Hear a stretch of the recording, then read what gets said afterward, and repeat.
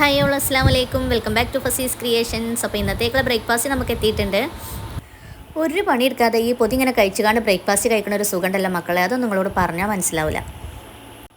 വീട്ടിൽ നിന്ന് ഇപ്പോൾ നമുക്കൊരു പത്തിരിയും ബീഫ് കറിയും കഴിക്കണം എന്നുണ്ടെങ്കിൽ എന്തൊക്കെ പണിയെടുക്കണം. ആദ്യം പൊടിയൊന്ന് വാട്ടണം, പിന്നെ അത് കുഴക്കണം, ഉരുട്ടണം, പരത്തണം, ചുടണം, പിന്നെ ബീഫ് കറി ഉണ്ടാക്കാനുള്ള പണി വേറെയും.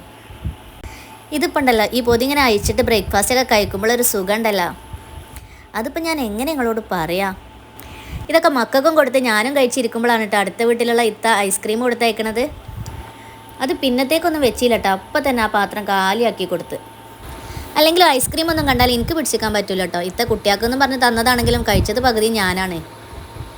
പിന്നെ നാട്ടിൽ നിന്ന് വിളിക്കുമ്പോൾ എല്ലാവരും ചോദിക്കലുണ്ട്, എങ്ങനെയുണ്ട് മക്കളുമായിട്ട് അവിടെ റൂമിൽ അടച്ചിട്ടിരിക്കുകയാണോ, പുറത്തൊക്കെ പോകാറുണ്ടോ, കളിക്കാനൊക്കെ ഇരിക്കലുണ്ടോ എന്നൊക്കെ. ഇടയ്ക്കൊക്കെ ഒന്ന് പുറത്ത് പോകാറുണ്ട്. റൂമിൽ അടച്ചിട്ട് കഴിഞ്ഞാൽ ഇതാണ് കേട്ടോ ഇവിടുത്തെ അവസ്ഥ.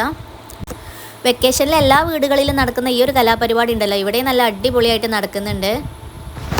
പിന്നെ ഈ ഒരു താഴെ കിടക്കുന്ന മുതലുണ്ടല്ലോ, പറ്റുന്ന അത്രയും വേദന സഹിക്കാൻ പറ്റാത്ത വേദനയൊക്കെ വരുമ്പോൾ മാത്രമേ തിരിച്ചു കൊടുക്കുള്ളൂ കേട്ടോ. അപ്പോൾ ഇതൊക്കെയാണ് റൂമിൽ അടച്ചിട്ടുള്ള അവസ്ഥ. അതുകൊണ്ട് തന്നെ വൈകുന്നേരം ഞാൻ കുറച്ച് സമയം കളിക്കാനായിട്ട് പുറത്തേക്ക് ഇറക്കും.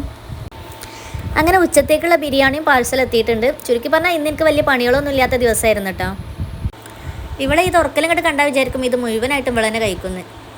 അപ്പോൾ എറണാകുളത്ത് എത്തിയ ശേഷം ഇന്നാണ് കേട്ടോ എനിക്ക് കുറച്ച് ഫ്രീ ടൈമൊക്കെ കിട്ടിയ ദിവസം. പക്ഷേ ആ സമയത്തും എനിക്കൊരുപാട് എഡിറ്റിങ്ങും കാര്യങ്ങളൊക്കെ ഉണ്ടായിരുന്നു. അതുകൊണ്ട് ഫ്രീ ടൈമെന്ന് അതിനും പറയാൻ പറ്റില്ല. പിന്നെ കുക്കിങ്ങിനേക്കാളും ഭയങ്കര ടാസ്ക്കാണ് ഈ കുക്ക് ചെയ്തിട്ടുള്ള ഫുഡ് ഇവരെ വയറ്റിക്ക് എത്തിക്കുക എന്നുള്ളത്.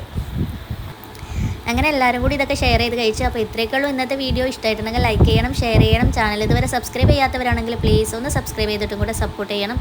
അപ്പോൾ വീണ്ടും പുതിയൊരു വീഡിയോയുമായി വരുന്നത് വരേക്കും bye bye. Thanks for watching.